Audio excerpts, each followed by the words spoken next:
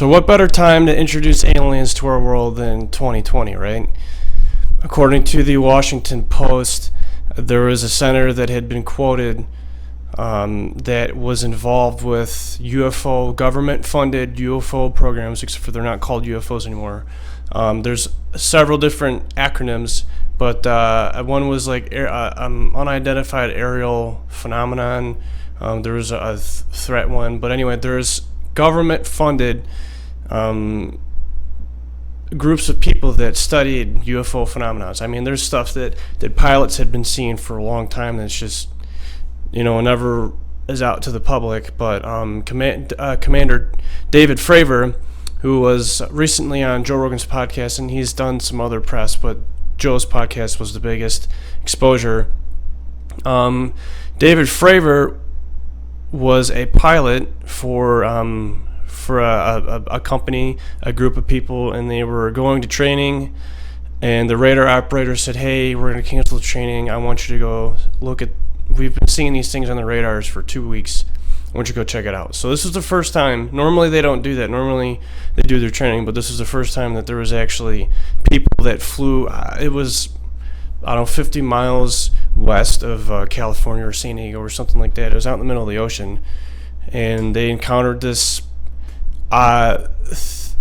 object that was moving, that he said that it was about 40 feet, that was moving like a ping pong ball in a cup, just like above the water, just bounced around like that. And they watched it for 5 minutes with their eyes, and he tried to go descend down while the other group was up. He descended down to try to meet with it, and he said it mirrored his plane and then just disappeared, was gone. And the people who were above them said that it was just gone. It just literally disappeared. So that story broke, and then you've got the Bob Lazar story, who was the scientist that came out in 1989 claiming to have worked for Area 51, and that's the reason why we even know about Area 51 is because Bob Lazar. His story is crazy. And so now that the government is saying that there had been vehicles or things recovered not from this world, and that's a really big, that they didn't say that they had like a spaceship or materials not of the world, but I mean they had some kind of materials not from this planet, and that alone, that the Pentagon released that statement, and there will be more, like basically what the government knows is what the people will know now. And I'm like 90% convinced that there is something, maybe not even aliens, but some aliens, just something not from here that has technology far beyond our capable understanding, and they've been around here for a long time. That actually, I think that's true, man. And I'm not like I'll blame it on aliens for everything. Like the aliens built the pyramids, the aliens did this. Like I'm not that guy. But listen to this stuff. If you're interested at all, listen to Bob Lazar on Joe Rogan. Listen to Commander David Fravor on Joe Rogan. There's a third guy, but so this is what I want, an exercise I wanted to do for the aliens concept. What if it's not aliens?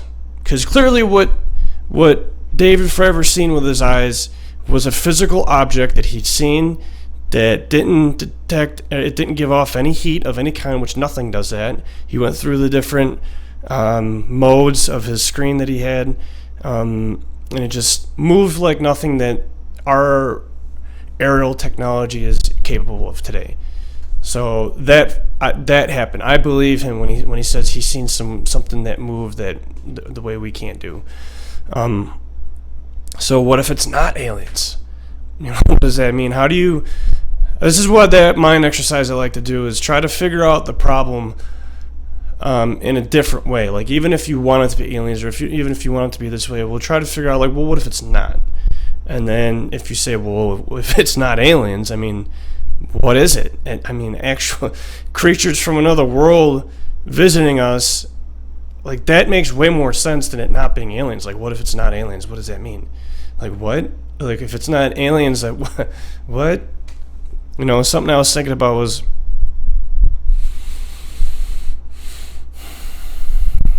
Some kind of AI.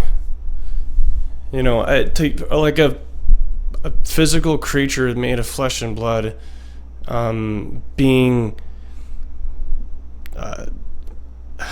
when you the propel system that is said to have, like, in order to be able to travel here and do what that thing does, is you have to be able to manipulate gravity.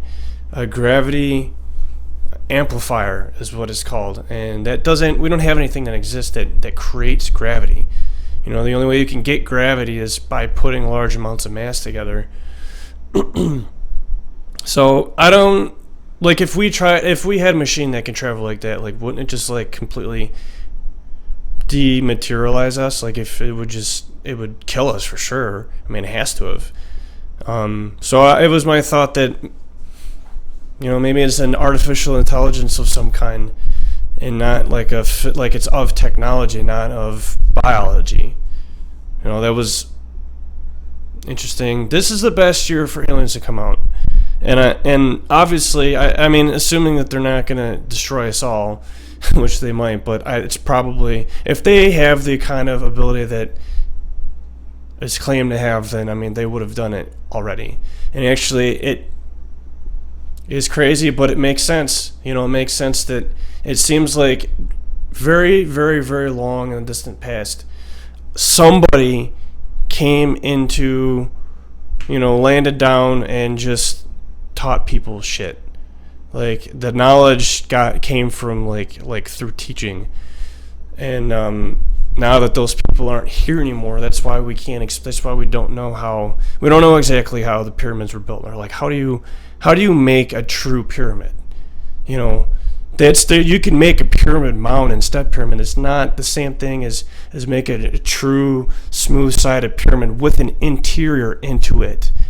There's an inside to it. That's like doubles the mystery and triples even the complexity of making something like that out of stone, and hurling the stone hundreds of miles to go get it, quarrying it, and then shipping it without breaking anything. I mean, that's the really creepy thing, is some of these stones all around the world, it's not just the pyramids, but some of these stones are absolutely huge, and they're extremely heavy from hard rock. Like, how do you move something like that and not fucking break it?